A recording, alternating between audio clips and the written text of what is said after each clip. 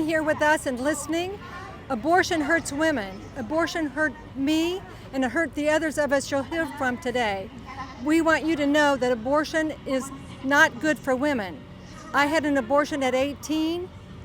It wasn't my choice, it was someone else's.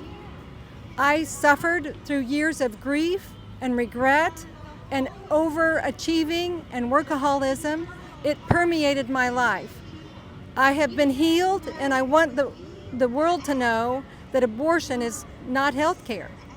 So as we are looking at state initiatives across the country, there are 10 states that are voting on whether or not the issue of putting abortion in the Constitution will be passed. We urge you not to include abortion in the Constitution. It is not a fundamental right. My name is Mayela. I'm from Texas. My abortion was in Arizona. At 21 years of age, I was deceived into making an appointment I didn't want.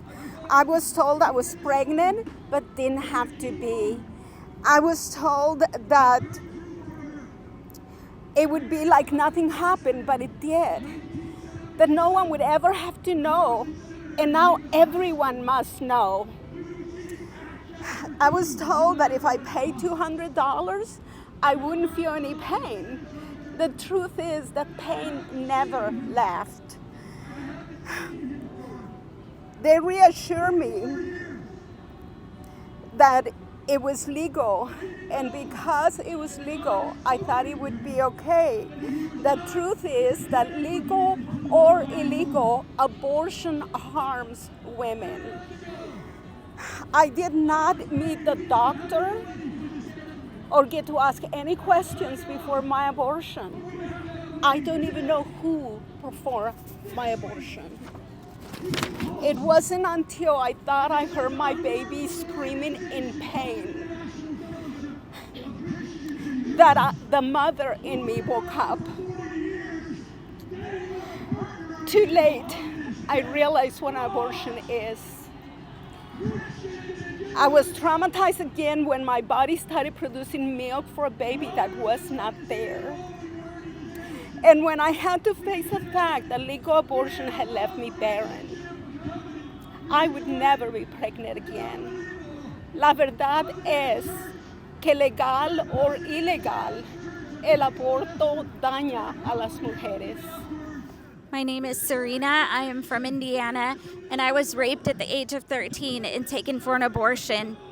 That day, no one told me what abortion was. I was separated from my parents. I was told that it was a clump of cells, and when they started the abortion, it was the most painful thing that I've ever experienced in my life.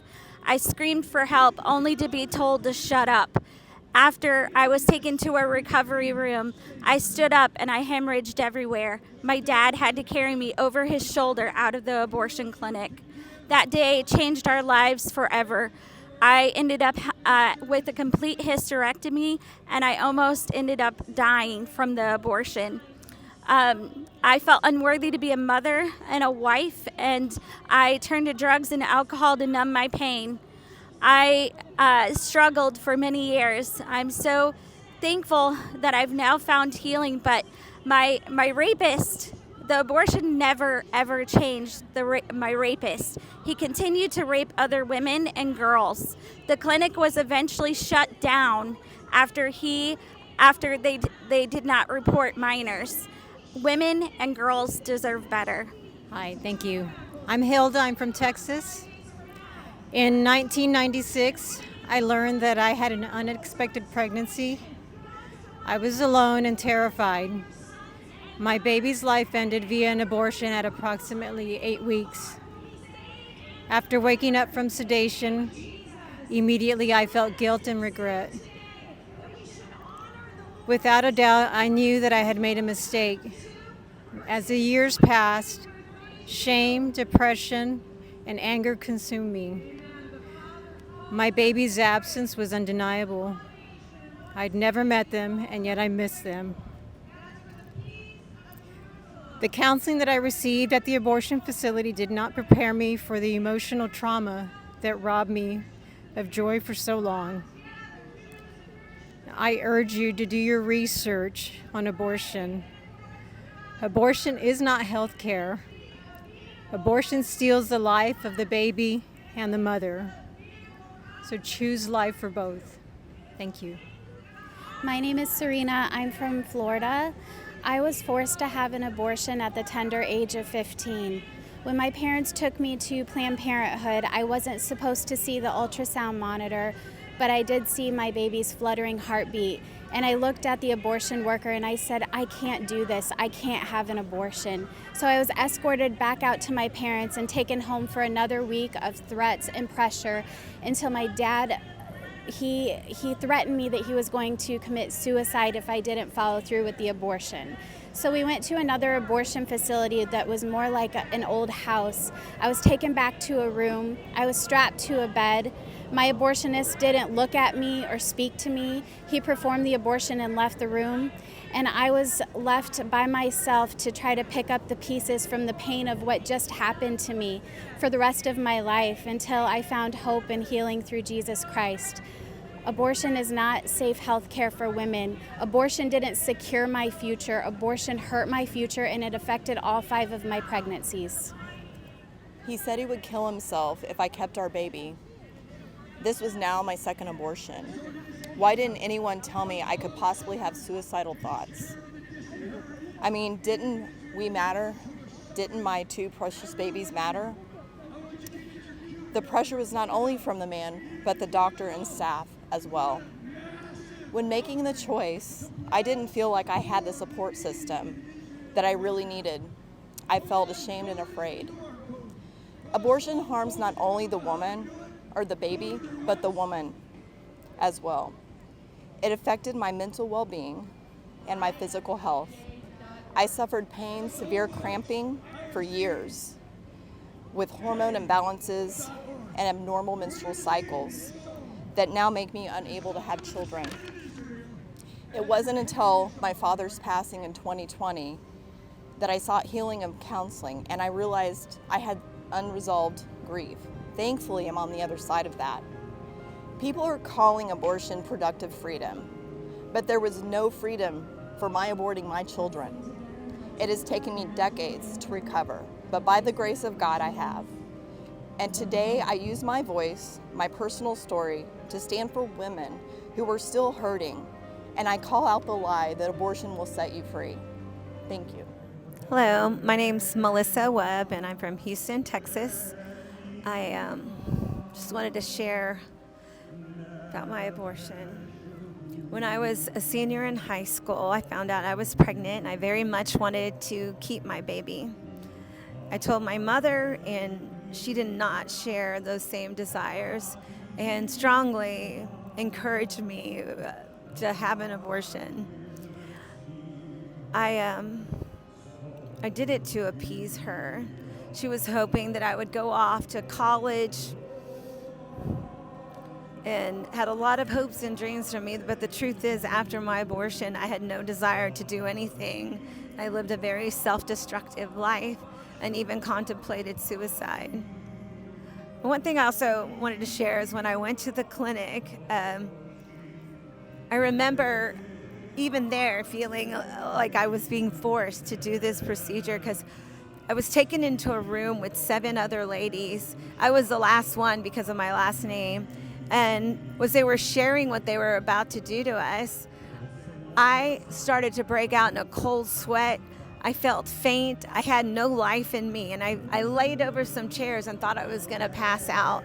And when they finally came to me, I remember thinking, I can't do this. And they were like, you're going to be okay.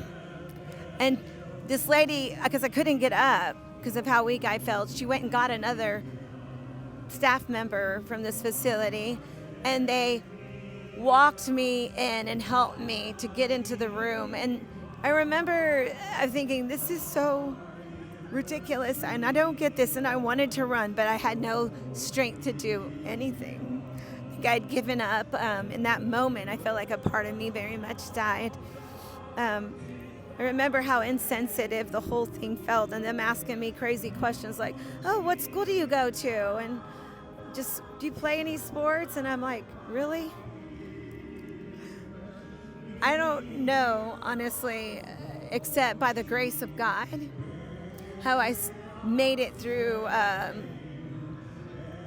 those years of living, feeling hopeless, was full of shame and guilt, and cried myself to sleep often because I knew what I was doing. I knew that the life of my baby was being taken.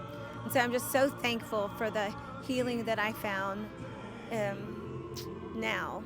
And I just encourage women that have had abortion to seek out healing because it's available to you. At the age of 17, I was coerced into abortion by a parent, a boyfriend, and also the abortionist when I emphatically told him, no, I did not want to do this.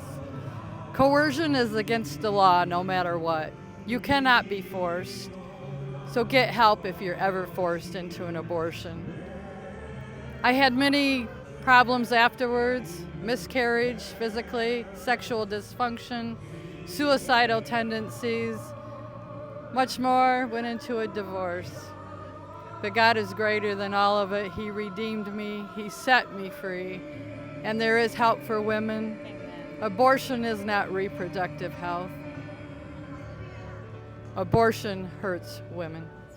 Hello, my name is Stephanie Jacobson, and I'm from Florida. I was raised in a very loving home. I went to church. I was in church all the time. And abortions aren't supposed to happen in these kinds of families, right? But life took a detour I never saw coming. I had 2 abortions when I was still in my teens. One at a clinic in Kansas City, and the other one at a medical center in Kansas. At the clinic, I remember being in this tiny sterile room, and I asked the woman who was giving me the direction of what was going to happen and educate me on what was going to happen. I asked her if I could go get my boyfriend because I was 16, I was alone, and I was afraid. She said, "You won't need him. This is your choice. We can help you now, but he can't." I wanted him to hear. I wanted him to be with me, but he wasn't allowed to be in the room. She said, as she slid the speculum across the desk, she said this as she explained the process to take the tissue from my body. Abortion is a decision between a woman and her doctor, she said. Let me be clear. I never saw or discussed my pregnancy benefits, risks, or alternatives of either abortion with any doctor. Abortion is safe, she said. Death is not safe. And the aftermath of these abortions, something that was never mentioned to me in that tiny sterile room: depression, anxiety, suicidal thoughts that eventually led to a misdiagnosis of bipolar. Anger plagued me for 40 years. The truth is, it was unresolved grief for my babies.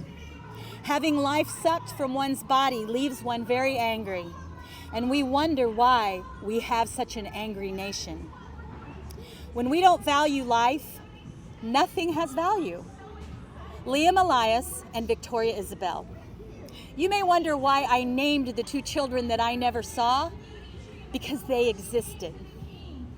Abortion is a lie. Don't swallow that lie. It hurts women. It was 2008 here on the lawn in D.C. I was face down in prayer, and the Lord spoke to my spirit. He said, "Remember, you'd stand before a nation for this cause."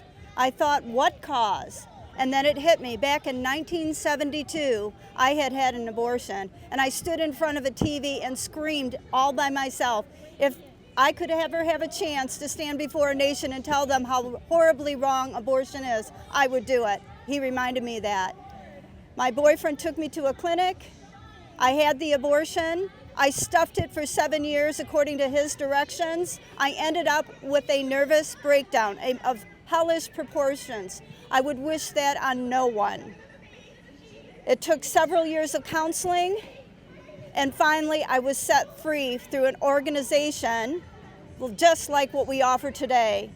And I want to tell women, please do not hold it in. Please get set free, because it's not just my body, my choice. It's your mind, your spirit, and your soul that are affected. Hi, my name is Luana Stoltenberg, and I was very young when I became pregnant because of a dysfunctional home. It was extreme paralyzing fear that led me to choose abortion and the coercion of a boyfriend. And when we got to that clinic, what they told me was that this was not a baby at all. It was just a blob of tissue.